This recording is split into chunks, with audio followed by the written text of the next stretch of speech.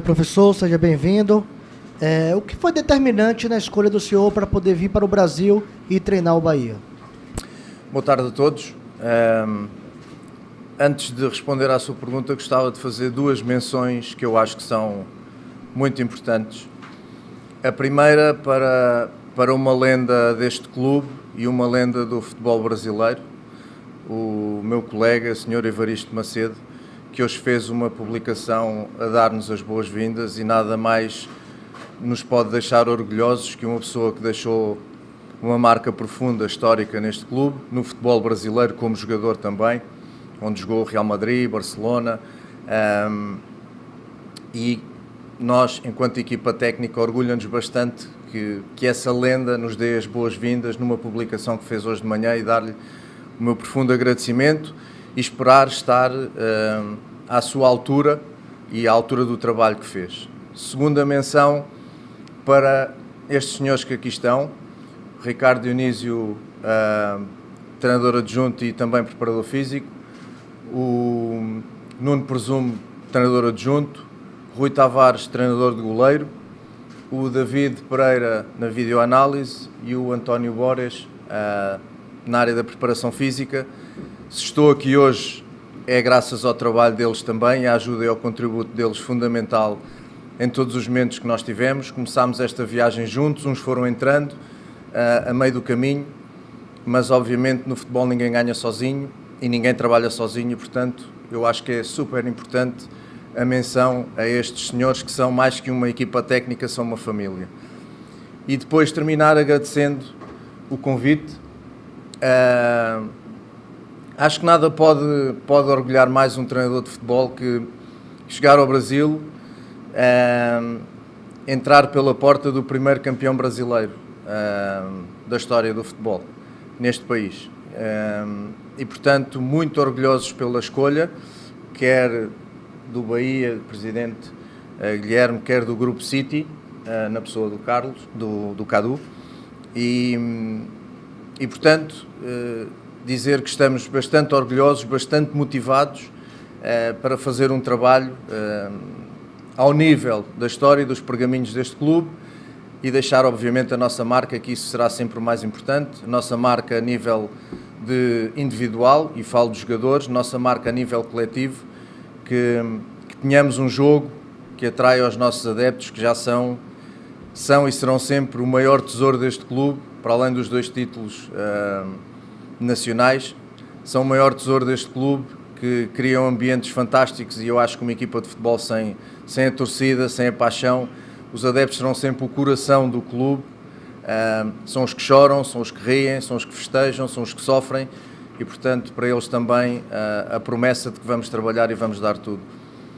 Em relação à sua pergunta, um bocadinho isto tudo, entrar num campeonato e num país que é um país histórico a nível do futebol, num dos campeonatos mais difíceis do mundo e mais competitivos do mundo, onde o jogador de futebol neste país é uma marca registada a nível mundial, e obviamente entrar, como eu já disse, num clube histórico como o Bahia, o primeiro campeão brasileiro, e o projeto que nos apresentaram, porque ao fim e ao cabo a questão de ganhar é muito importante, mas nós também valorizamos como se ganha. É sempre importante, quando fazemos análises, para avaliar projetos, para avaliar pessoas, perceber como se ganha e como se perde, os porquês, para nós percebermos da competência de... E por aí, portanto, nós também darmos muito valor às formas do nosso jogo. Portanto, basicamente é isto. E depois, para terminar, eu sempre me considerei um treinador de projeto. Fui recusando alguns convites ao longo da minha carreira, mesmo quando estava no Benfica, porque sentiam que não eram projetos. O Independiente del Valle, quando apareceu, nós encarámos o timing e a qualidade do projeto como uma grande oportunidade, e que se veio a confirmar. E portanto, sendo um treinador de projeto, o projeto que está aqui implementado e que se vai implementar a nível do Grupo City, nesta parceria com o Bahia, deixa-nos bastante orgulhosos em sermos o ano zero e o princípio de um projeto que nós acreditamos muito seja um projeto de muito sucesso e que orgulhe bastante todas as pessoas que estão envolvidas exatamente neste caminho e vamos, como já disse, estar à altura deste projeto e como nos sentimos equipa técnica de projeto, aceitámos 100% já. Olá, Paiva. Meu nome é Renan Pinheiro, da TV Bahia, afiliada à Globo. Eu queria saber de você o seguinte: a que se deve, na tua opinião, a proeminência, o protagonismo dos treinadores portugueses que já são expressivos aqui no Brasil? É verdade que os treinadores portugueses têm um lastro muito grande, não só no Brasil como no mundo. Nós fomos o 36º campeão português num campeonato, quando fomos campeões no Independiente Del Valle, e, portanto, 36 treinadores portugueses foram campeões em países diferentes. Eu acho que isso dá uma marca muito importante, mas recuso-me a nacionalismos e a bandeiras. Em qualquer profissão, para mim, é competência, é qualidade. Haverá certamente treinadores portugueses menos bons ou maus, e há mesmo treinadores brasileiros, neste caso, dado o contexto, de muita qualidade. E, portanto, há muito esta discussão em torno das bandeiras e dos países. Eu, como digo, olho para as profissões por competência, olho para as profissões por talento, por qualidade e por resultados. Resultados de títulos e resultados de qualidade de trabalhos. Porque ao fim e ao cabo títulos só ganha um, que não quer dizer que todos os outros que estiveram nessa competição tenham trabalhado mal. Não vou por aí, eu sou de um país, nos anos 80 mais ou menos, um bocadinho da minha meninice e da minha juventude, onde a influência brasileira em Portugal a nível dos técnicos e dos jogadores foi absolutamente fundamental para o crescimento do nosso futebol. Eu lembro-me de técnicos como Otto Glória, Carlos Alberto Silva, Marinho Pérez, Abel Braga, Paulo Autuori, gente que foi muito importante na evolução do futebol português. E depois, já para não falar de lendas como Carlos Moser, Ricardo Gomes, Aldair, Valdo, Ricardo Rocha, Geraldão, Celso, enfim, um sem número de jogadores também brasileiros que foram absolutamente fundamentais no crescimento do futebol português. E eu acho que é para isso, não tenho a certeza, nós estamos aqui para o crescimento do futebol brasileiro, neste caso especificamente do Bahia e do Grupo City, do nosso crescimento também. Queremos aportar, queremos trazer qualidade e isso vai ter que ser o dia-a-dia e o trabalho que vai provar. Portanto, como lhe digo, não vejo isto por nacionalidades, vejo por competência e isso é global. Boa tarde, Renato. Eu sou o William, da TV Band. Seja bem-vindo. Obrigado. Bom trabalho. Por aqui a gente gosta de falar muito de meta.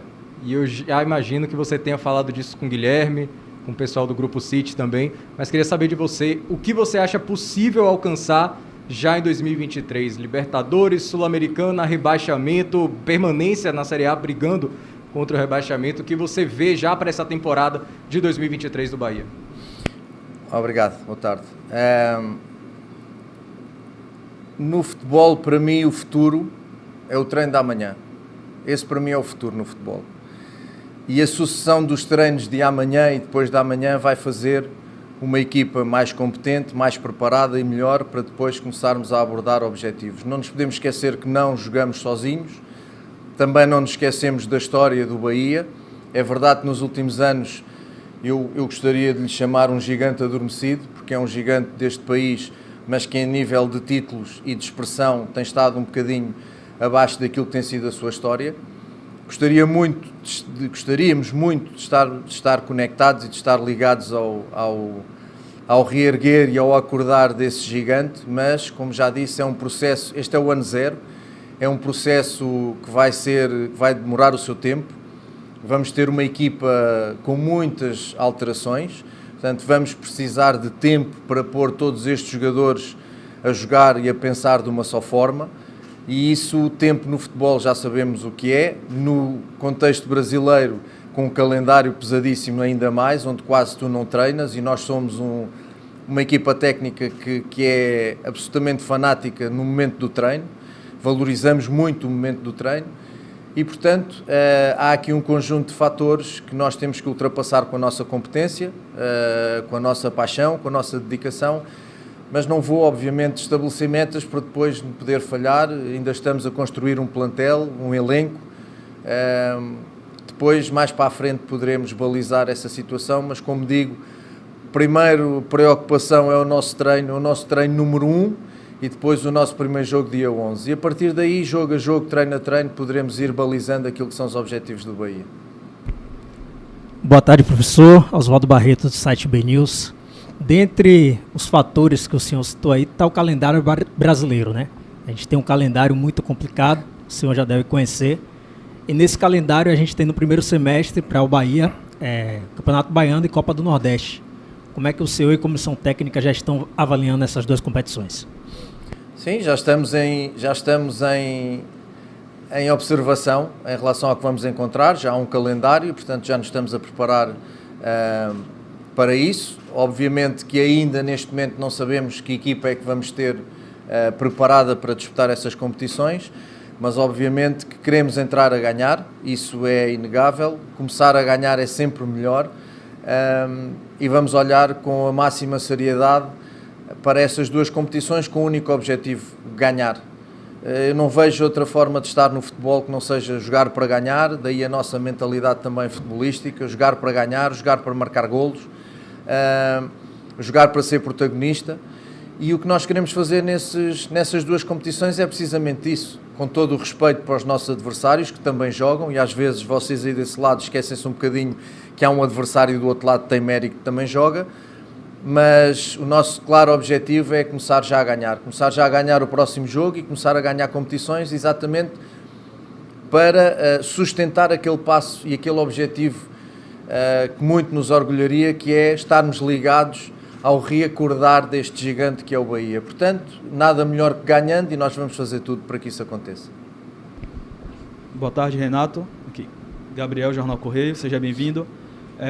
Renato, o Bahia está passando por um processo de mudança muito grande e você está apenas no início da caminhada, mas o que já foi conversado com a direção em relação à montagem de elenco, a perfil de atletas, o que o torcedor ele pode esperar do Bahia para 2023 nesse sentido e quais são as suas primeiras impressões do clube?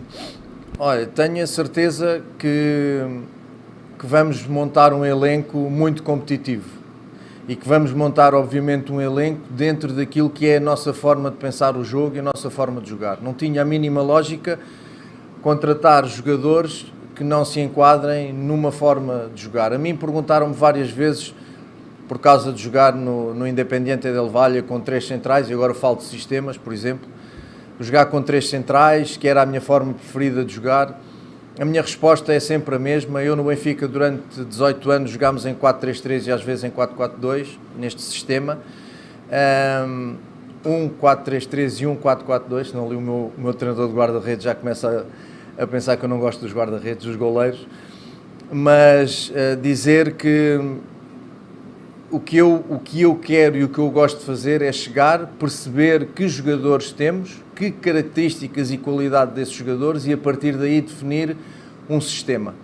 Isso para mim não é um sistema preferencial e quem vai definir esse sistema é exatamente, ou são exatamente, as características dos jogadores que nós temos. Depois, estamos a procurar essas características dentro de uma ideia de jogo, que eu já disse, é uma ideia de protagonismo, é uma ideia dominante de tentar ter a bola o maior número de tempo possível, mas não de forma estéril, ter a bola para atacar a baliza adversária, e se muitas vezes o puderes fazer em 2 passos, não vais fazer em 20, isso obviamente vai depender também do posicionamento do adversário, mas aquilo que nós queremos é construir um elenco que possa dar continuidade a esta forma de pensar o jogo. É uma forma de pensar o jogo para nós importante porque desenvolve muito o jogador a nível individual. O jogador vai ter muito tempo a bola, vai ser exposto a muitas decisões e a sua qualidade vai aumentar. E porque nós estamos aqui também não só para desenvolver um coletivo, senão para desenvolver ativos. Não só os ativos que vêm da base, os meninos mais jovens, mas como também os ativos que estão neste clube. O futebol é assim mesmo. Portanto, o que podemos prometer é que estamos a fazer tudo para encontrar um elenco muito competitivo, de grande qualidade, que possa jogo após jogo, pôr em prática um futebol que os nossos adeptos sintam paixão, que tragam... Eu sei que os nossos adeptos, a nossa torcida vai ao estádio por paixão, obviamente, o que é óbvio, o que é lógico. Mas se for por paixão, com o acréscimo da qualidade do nosso jogo, acho que seria o ideal, e é para isso que nós vamos trabalhar. A segunda pergunta era? As impressões do clube? Fantásticas, com exceção do calor para podermos trabalhar. Tirando isso, extraordinário. Qualidade de infraestruturas muito boa, gente fantástica com uma predisposição extraordinária para nos ajudar no nosso trabalho.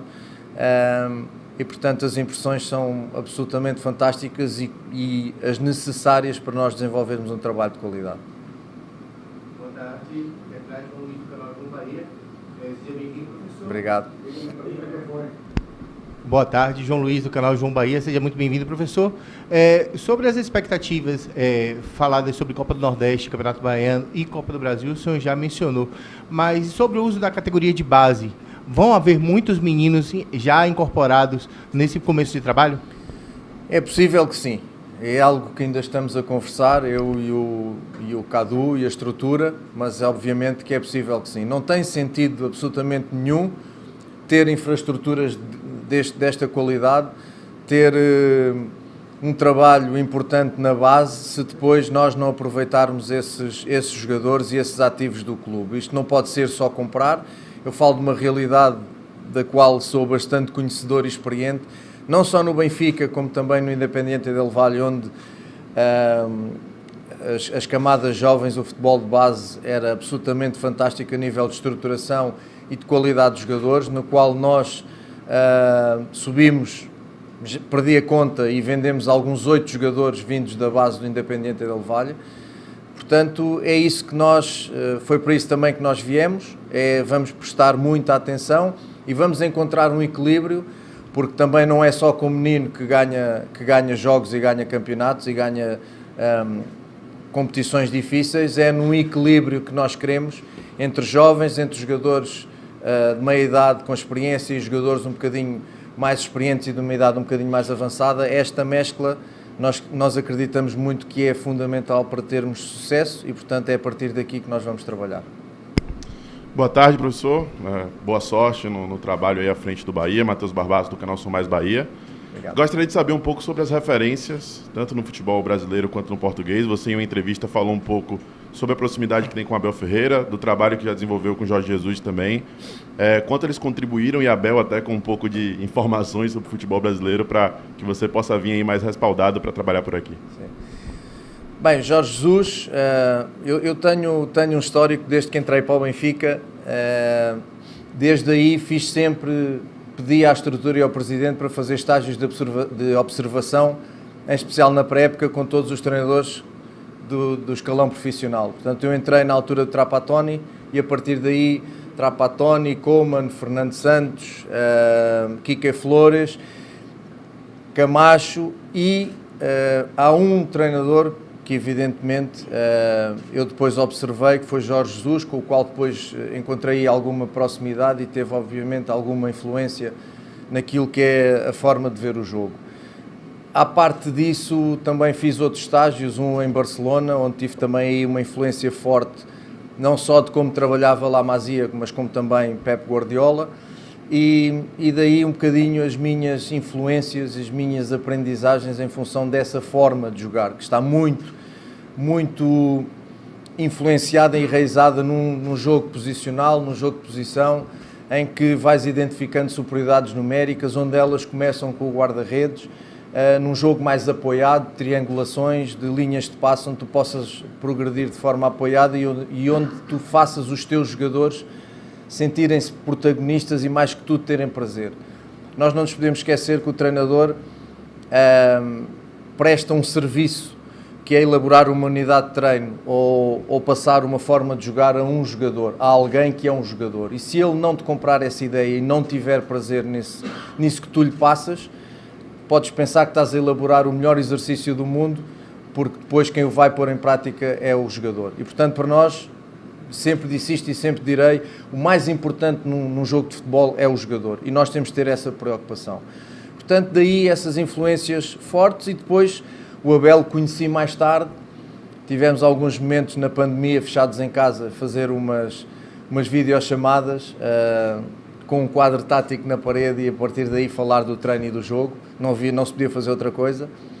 E sim, e depois obviamente quando encontramos o Grêmio na pré-eliminatória da Libertadores com o Independente Del Valle, o Abel tinha acabado de jogar com o Grêmio 2 jogos para a Copa do Brasil, creio, e ajudou-nos também, obviamente, a passar a informação. Portanto, para além disso, creio que o Jorge abre muito a porta no Brasil ao treinador português, não há dúvida nenhuma, com o trabalho absolutamente fantástico que fez, mas depois vem o Abel e consegue ainda exponenciar mais este trabalho, ganhando 2 Libertadores, uma coisa absolutamente extraordinária, ganhou agora o campeonato, entre outros, esteve em decisões que as perdeu em penaltis, mas esteve em decisões, às vezes as pessoas esquecem-se disto, o importante que é estar numa decisão, não é? Portanto, tenho influências fortes destas pessoas e contribuíram de maneira muito determinante para o treinador que sou hoje. Professor, boa tarde, seja bem-vindo. Antônio Neto do canal SBTV. Muitos jogadores atualmente na seleção portuguesa, na Copa do Mundo, passaram por sua mão, digamos assim. E um lema do grupo é que eles não contratam estrelas, eles trabalham para que futuramente eles se tornem estrelas. Como é que você pode trazer um pouco dessa filosofia aliado ao que você já trabalhou em outras equipes e até em presenças ali no bastidor do Manchester City, como foi quando você falou um pouco sobre o Guardiola? Antes de mais, e é uma falha tremenda, esqueci-me aqui de mencionar na última pergunta uma pessoa muito importante também para o meu crescimento, chamado Luís Castro, meu amigo pessoal, meu rival no Futebol Clube do Porto e eu no Benfica, e apesar desta rivalidade duríssima, conseguimos fazer uma amizade que dura até hoje. Foi também um treinador que eu observei trabalhar e com o qual tenho uma proximidade enorme e também me influenciou bastante, porque além de um grande profissional, o Luís é um cavalheiro e é um senhor. É importante neste projeto contar com jovens e é importante haver esta capacidade de encontrar jovens talentos.